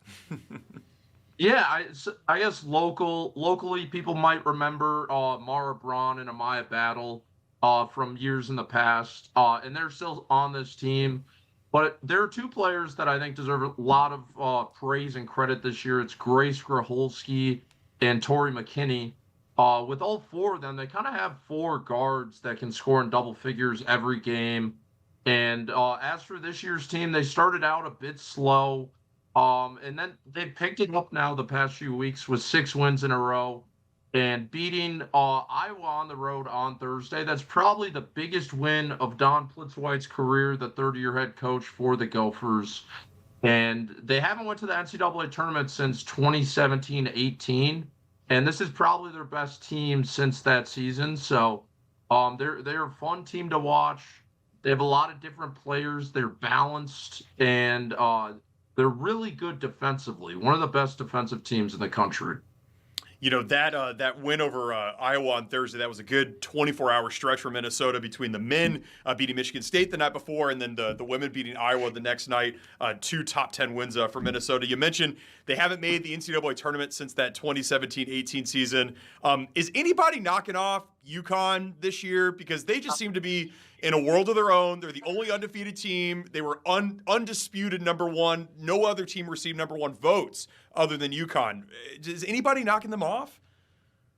Yeah, women's college basketball is interesting because the top of the sport a lot of these years is so wide compared to the rest. You don't often see as many upsets in the NCAA tournament. That's kind of changed a little bit over the last few years. But I think this year's kind of similar to what we saw in the early 2000s when UConn dominated the sport year in and year out. I think they're the class of the sport again. AZ Fudd, one of the best players, if not the best player in the country. And they're going to be tough to beat. But for a program like Minnesota, I mean, getting the over the hump to get back in the tournament is such, I guess, a big step for them. And it's not an overnight thing. You don't become a UConn overnight. So I don't know if they'll be competing with them anytime soon. But, yeah, UConn's going to be tough to beat this year. Tony, now I know we're focusing on the women's basketball team, but you cover the men's team as well. As a roller coaster of a week. We talked about the highs of knocking off a top 10 team and then a disappointing loss yesterday afternoon, a little bit before the Super Bowl. Could you just kind of give us your general thoughts about the last week of Gophers men's basketball hoops?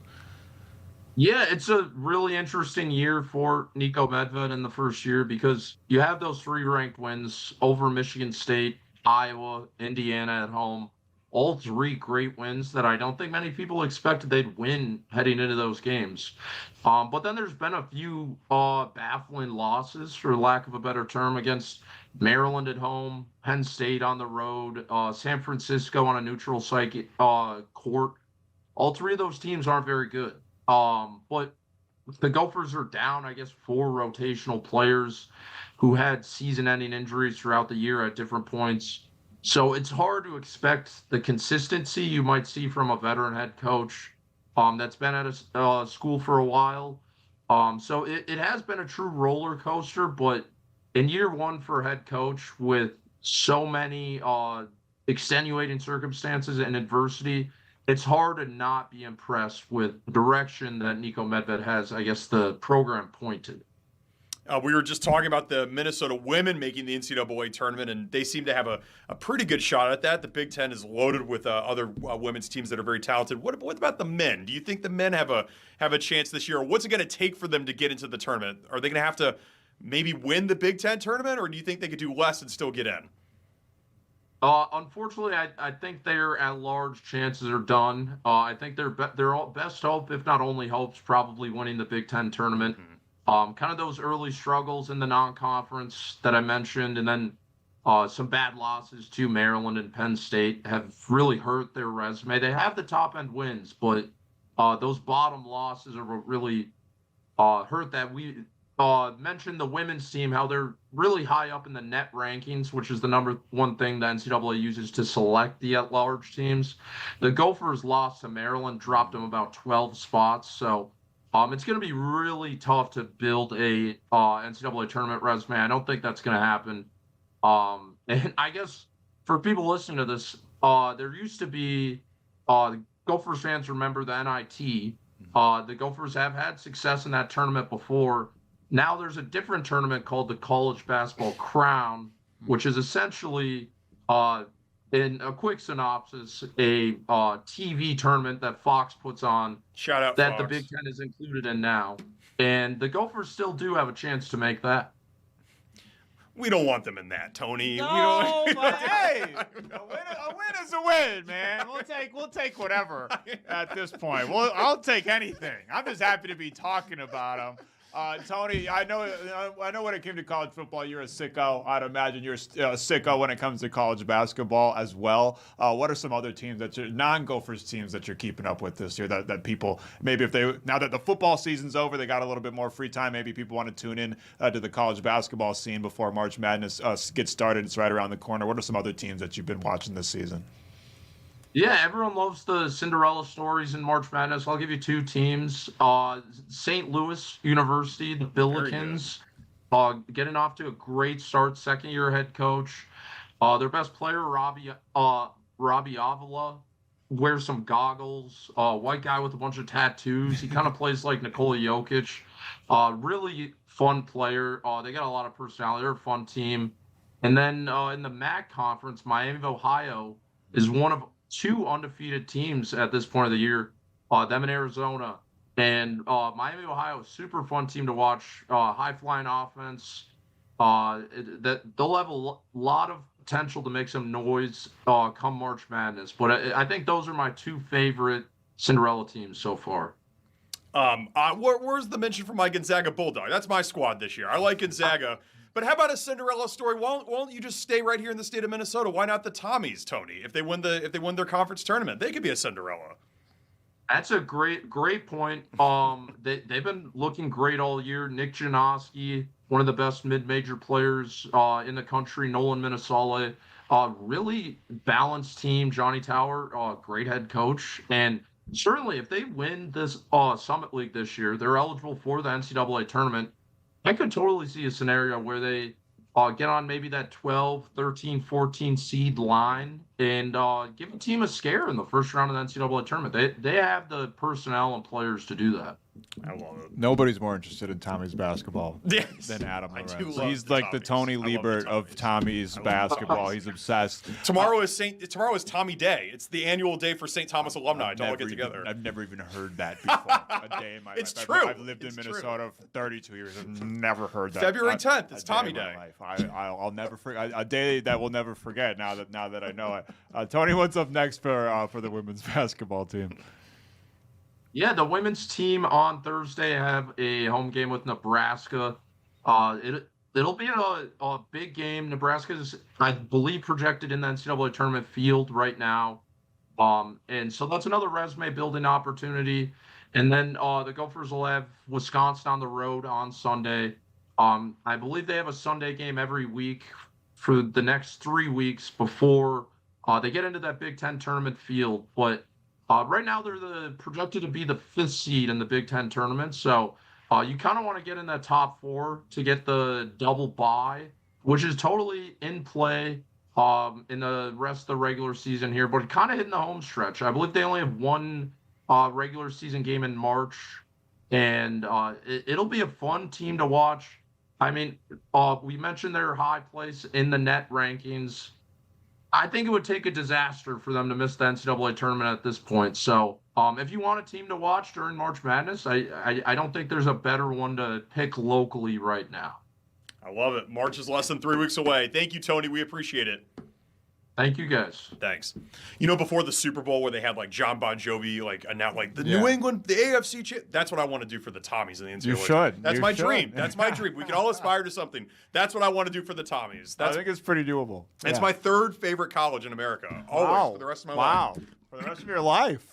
I'm saying that now. February 10th, Third favorite college. 2026. Yes. Adam, if they make the NCAA tournament, are you going to bet for them to go all the way? No. I'm not going to. You got to fill out a bracket. I'll fill out a. I'll pick them to win a game. I don't know about all the way. St. Thomas? Loved them. I guess we can dream. We all can dream here, but that would be what I want to see. And I'm talking to two Gophers on the screen now. I want to see the St. Thomas U of M game at the Target Center. That's the game everybody wants. Everybody wants that game. You want it. Every Tommy wants that game. It's the Gophers that don't want that game. All the Tommies want it. Care. I've never thought about it. The Tommies, I keep hearing that Tommy's thinking about the go. Grace, how many times did you think about St. Thomas your whole 4 years on campus? Once. Exactly. I went there to hang out with some friends that I You went to a party. You went to a St. Thomas party. Yeah, that's it. Was it fun? No, it wasn't fun. The St. Thomas people who wanted to party lived at the U. So Oh, that's right. how I knew If it you was want to fun. go to a real party, you came to Dinkytown. You didn't go to St. Paul to Tommyland? Hell no. What? Tommyland. It's fun over there. They have a good time. I'm sure they do. Yeah. I'm sure they do, but we wouldn't know because we're not even thinking about them. We're not even thinking about them. They're thinking about you all. They are Rent thinking free. about you. It's probably rent free. Yes. Shout out to all the good people at St. Thomas. I love all of you people. All right.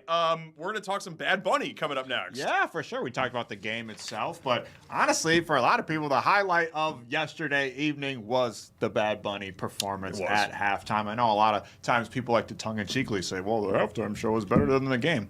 And yesterday, that's a fair assessment. It was a fair assessment. We'll be talking some Bad Bunny coming up next.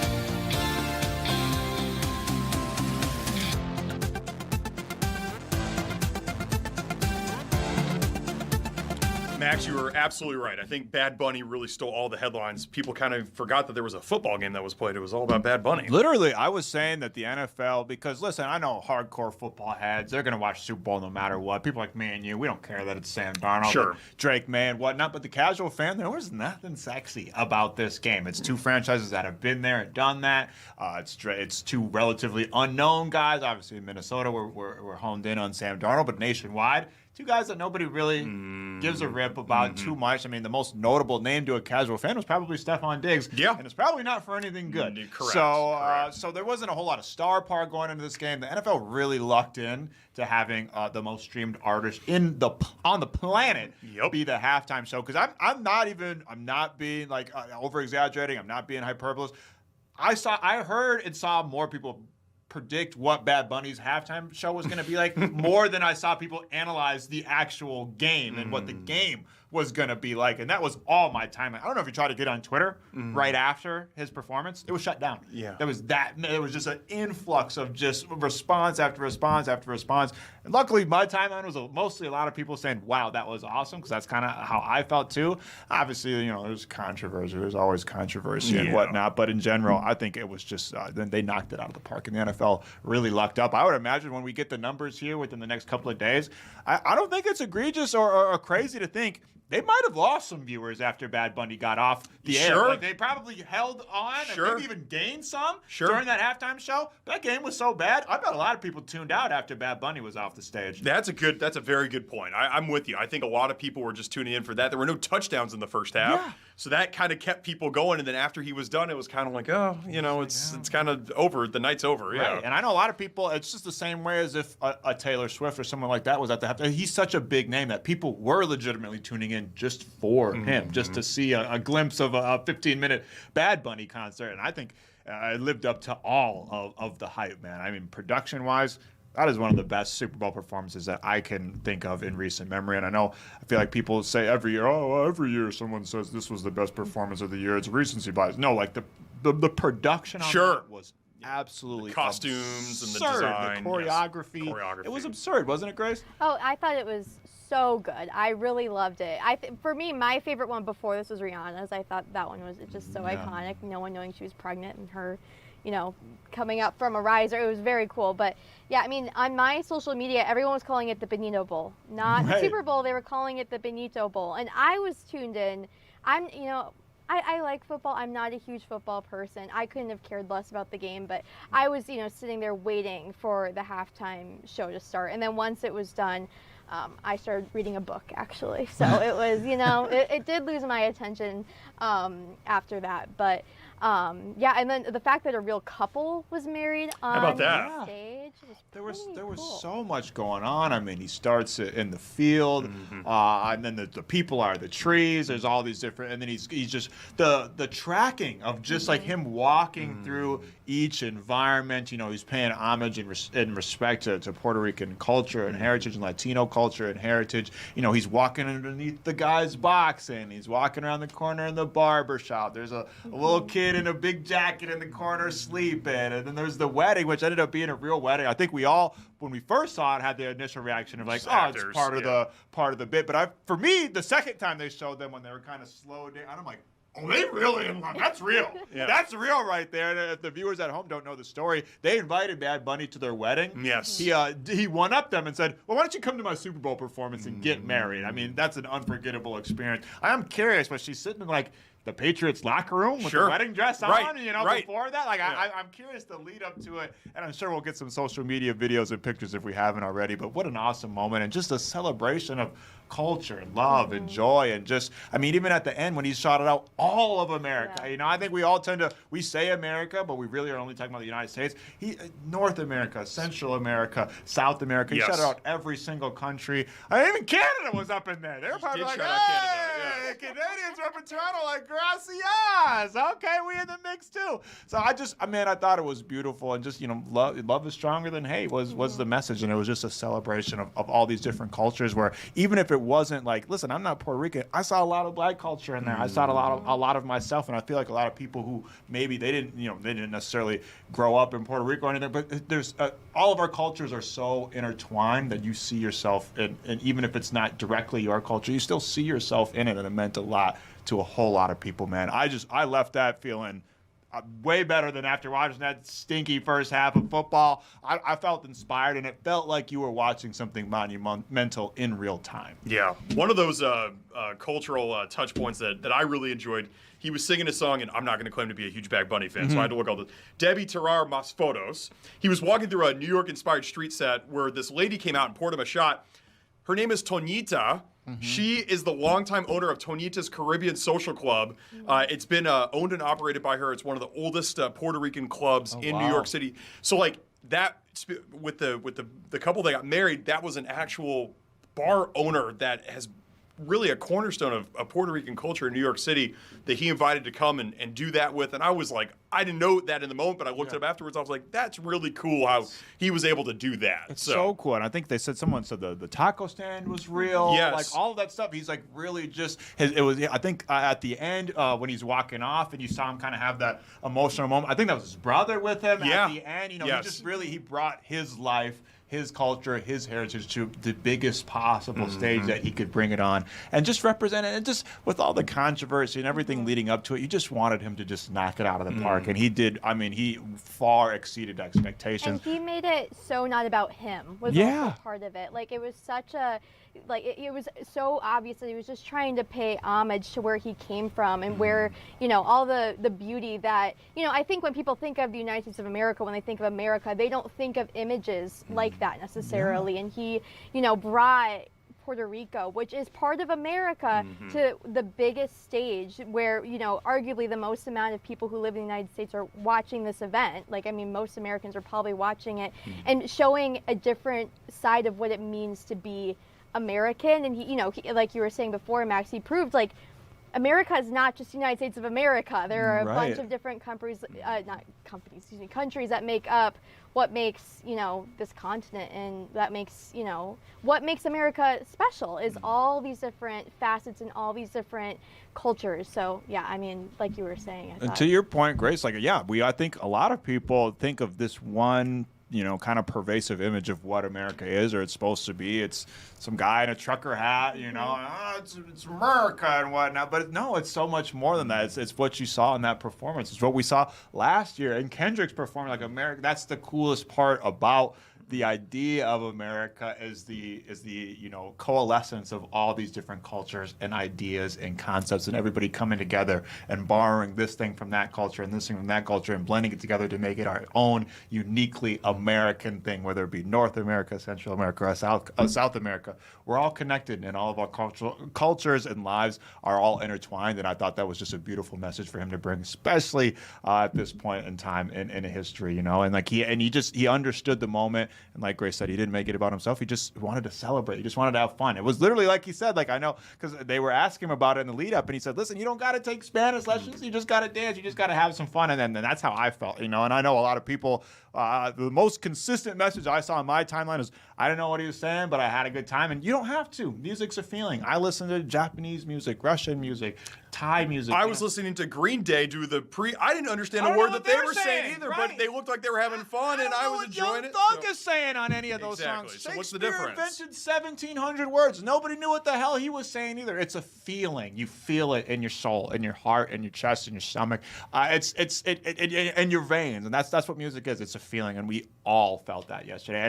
And for the NFL, man, it's a smart move. Again, we talked about it. It's not a very sexy matchup, so they lucked into having the biggest artist in the world, especially coming off of him his Grammy speech and whatnot. And if you really think about it, the NFL, do they have any more room to grow in America? They've maximized their American audience. They're hitting their heads on the ceiling here in North America, I should say. They're trying to go global. That's why they're doing games in Rio and Sao Paulo, Australia next year, Germany and Australia. They're trying to grow this thing as big as it can be. And what better way than having a guy like Bad Bunny, who clearly understands that his audience is global and knows how to intertwine everybody's stories into one while also paying homage to his own culture and heritage. It was a beautiful thing. Yeah, I'm with you. And again, that pregame performance by Green Day, I also thought was great. Yeah. I didn't really understand what they were saying either, because I No. don't understand that screamy. Like I don't. That's not music I listen to.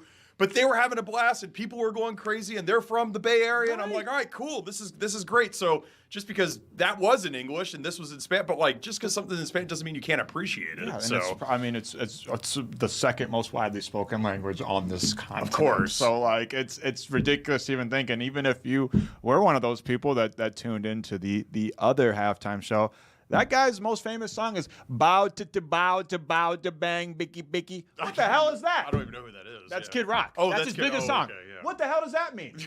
Everybody say, "Well, I'm gonna go watch the Kid Rock one because that's in English." Literally, look it up. His most famous song is "Bow to bow to bow What about to that song bow." all bicky, summer bicky. long? You know Like, that song. Yeah, I know that, but this is a smash. This is a smash hit. I'm looking up the lyrics right now. Look at that. What does that say? Said the boogie. Said up to look. Bow with the bow, da bang, diggy, diggy. I didn't even know that was his What song. does that mean? I know that song. I didn't know that was Exactly. him. Yeah. Exactly. So it's That's not English, It's yeah. all just ludicrous, and I feel bad for anybody that did turn over to that one, because you missed something really generational on that NFL Super Bowl one. Ella Fitzgerald is regarded as one of the greatest. She scatted during a lot of her performances, and Right. so that's not English either. Exactly. So, If you're yeah. limiting your media consumption, whether it be literature, whether it be movies, whether it be music, to just the English language, you are missing out on so much beautiful things in the world. Yeah, 100%. It's on you. Yeah, that's your choice, but you're missing out on a lot of beauty in the world, man. 100%. 100%. There were other great media items yesterday, a lot of different ads and whatnot. Sure. We want to talk about some of our favorites. I know this got brought up. I don't know if this was a controversial take. I like the Dunkin' Donuts ad with Ben Affleck and Tom Brady. Alfonso Ribeiro's in there. Yeah. Jennifer Aniston made it. It was all basically the NBC stars of yesteryear that came back for, sure, yes. I got to see all that. Yes. And I think that was one of the most talked about ones, because a lot of people are just kind of like, what the heck is going on here? I don't like this. I don't like seeing them all young and together. And then a lot of people hit the nostalgia feelings, like Totally. it pressed the nostalgia button, and that works for some people. It doesn't, but it was notable for sure. I didn't mind it. I thought it was pretty cool. I like the Pokemon one with Trevor Noah and Lady Gaga. I think they have Lamine Yamal, one of the biggest soccer stars in the world. So I thought that was pretty cool. But just in general, we were talking about it in the office today.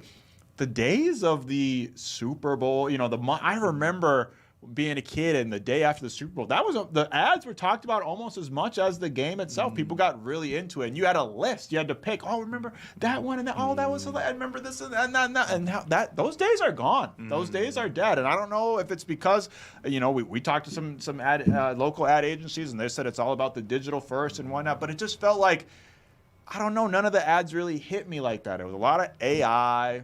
Obviously, I'm the P0 for that. I'm not the target audience for that one. There's a lot of AI, a lot of gambling. It just didn't feel like there was a lot of creativity. And I've struggled to think of any ad from the last 5 years that I can really pull from memory outside of the gimmick ones, right? Like the QR code floating around, the 2B one where it looked like you exited out of the game and whatnot. But besides those gimmick ones, can you guys think of any ads over the last? First I said 2 years, extended to 5. How many can you really think of over the last 5 years? All the iconic Super Bowl ads that you can think of, it's from back in the day. Yeah. I feel like they're relying a lot on just having a celebrity, like just having like Sabrina Carpenter, just throwing, Matt Damon, all of these people. I mean, I'm just scrolling through like the list of them ranked, and every single one is the celebrity is in the title of the commercial, and it's like, that doesn't ring true for a viewer per se, unless you're absolutely obsessed with Brad Pitt or someone like that. It's not going to be memorable. I don't care. I mean, I don't know about you guys, but they're just, none of them. I agree with you. I don't think there's anything from the last 5 years that stuck out to me. But I remember in high school going back, and we would talk about the ads, like in classes. Yeah, we and everything. analyze them and break them down. Yeah, exactly. And there was not one from yesterday that I was like, that was creative, it was interesting, it was, anything extraordinary. Yeah, it just feels really lazy, and I don't want to just sit here and rip all the ad people out here, but it was just a lot of AI generated content. Yeah. Like you said, an over reliance on celebrity. It's hard to even name. Almost all of those commercials have some type of celebrity tied to them, or they're all about the celebrity, like the Sabrina Carpenter Pringles one, the weird ass Emma Stone one that was like gothic and black and white, and I was like, what the heck is going on here? There was a lot. It's just an over reliance on celebrity, and it just doesn't come across as genuine. It doesn't really ring true. I miss like the old like Cheetos and Doritos, like funky just ads like that. Like we're not really getting those campy fun ads anymore. No, right. They're taking it's all the fun is kind of out of it. That's a good point. I'm not laughing. The only one ad I laughed at is when Ben Stiller did the backflip, and I don't know. There's just something human about that triggers something in all of us that makes it funny when people fall. I laughed at that, but besides that, man, it wasn't. There's no fun in any of these ads. I don't know. Yeah, it feels like I think with the emergence of social media, it's kind of taken away some of the creativity from because this used to be really appointment television. The commercials that was a big thing, and now we're constantly inundated with commercials when you're scrolling and whatever. You just do have a general kind of different feeling about advertisements in general now, because before it's just something like, all right, it's a part of, but like you said, it's all the time. It's on Twitter, it's on TikTok, it's everywhere, and on YouTube, and you're just the whole time you're just hit skip. When is the skip button gonna come? When is the skip button gonna come? So it's like we definitely already. It's not like we were all loving advertisement companies or whatnot, but now we definitely all, I think in general, have a more negative attitude towards advertisements, and we're getting hit with them all the time. So maybe that's part of the reason why they don't feel the same. Absolutely. We're already looking forward to the Super Bowl next year. It's going to be held on Valentine's Day. Ooh. And the 15th next year is President's Day, so it'll be an extended weekend for some people. Los Angeles hosting the Super Bowl, the latest Super Bowl ever to be played. LA will be hosting the Super Bowl next year, and then the following year, the Olympics will be coming to Los Angeles as well. Wow. So, and they're going to have the World Cup this year. So you talk about SoFi Stadium, back-to-back years of massive events coming their way. Yeah, a lot of California love. Shout out to Tupac and Dr. Dre for that one, but a lot of California love to be had at some big-time sporting events over the last couple of years. And before we move on from the subject, how creepy was that Ring ad, by the way? Yeah, it was weird. That was the one that probably stood out the most, but in a very scary and dystopian way. Like, yeah, we'll help you find your dog. Yeah, I don't think that's how most people interpreted that. And I know I kind of got goosebumps watching that, and I'm glad I wasn't the only one. I'm like, do I got like a tinfoil hat on? Am I just like overanalyzing this? But it kind of felt like everybody was just like, we're kind of, it's like, hey, why don't you just, voluntarily step right into the surveillance state, right, Grace? I mean, it was kind of eerie. It was very eerie, and it makes you wonder, are there people watching these back? I mean, it reminded me of like that big Kendall Jenner ad from the Pepsi one where she confronted the protesters. Right. I was like, it was like another one of those where it's like, are you guys, I don't know. I mean, the product itself is a little questionable too, but even like, they didn't try to make it seem like, oh, you can find the lost dog this way, but they weren't trying to cover it up in a very good way. It seemed very, very creepy. Well, they got you talking about them though. They did, but not in a good way. not in a good way. But yeah, it was very, very creepy, and I'm curious. There clearly wasn't anybody that was kind of like a younger person in those test groups or anything like that. Because I think anybody that's kind of younger and on the internet instantly saw that and had the same reaction I did, which is kind of, I don't know about that. One last shout out, Charlie Puth. Puth. I've never heard of him before. I don't know what that says about me. He did a great job with the national anthem yesterday. It was excellent. Excellent anthem, excellent cinematography with the cameraman with the flyover and everything. He was great. I had never heard of him before until yesterday. That was excellent. Yeah, he's big. He's a big time dude. Did it hit the under or the over? I know there's a lot of people that love that. I didn't keep track of it. I know a lot of people love to bet on the national anthem time length. I know the under was like a 119.5 in terms of seconds. So right under 2 minutes there. I don't know if the over or the under hit though. Yeah. Well, shout out to Charlie. That was great. That was great. We're going to throw in a commercial. When we come back, we're going to round out today's episode. Don't go anywhere.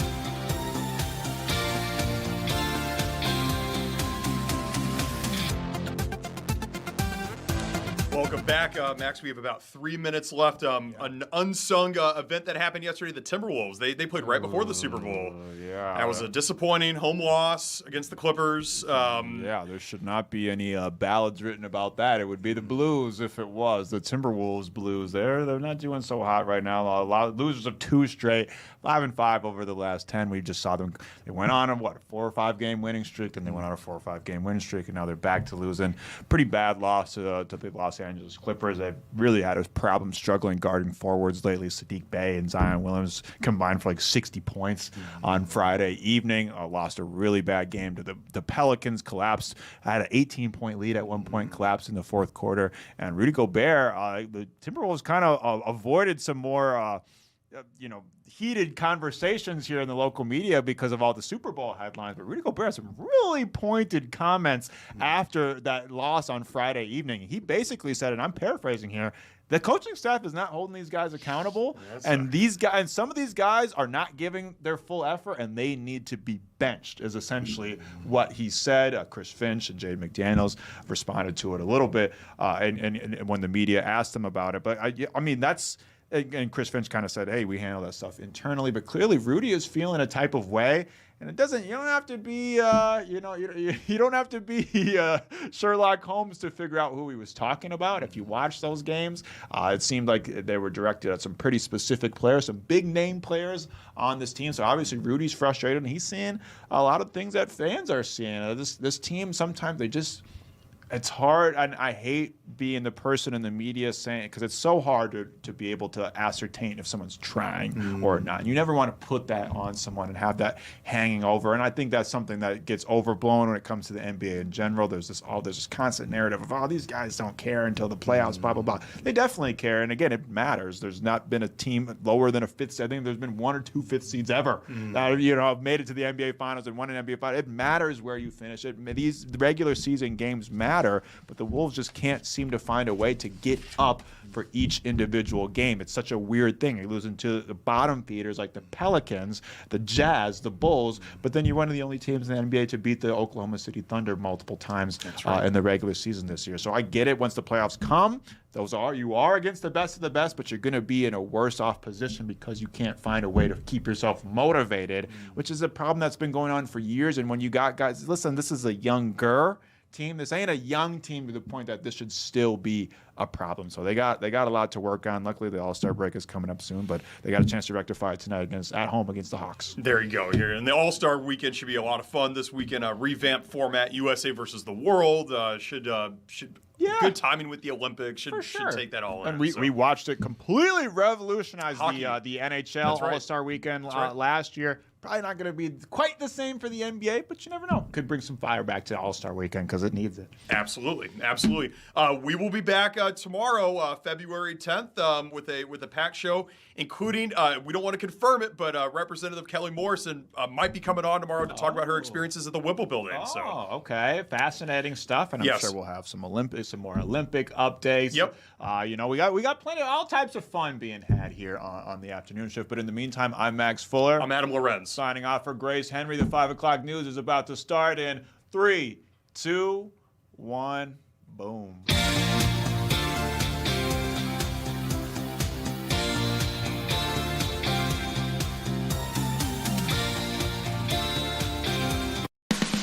This is Fox 9 News at 5.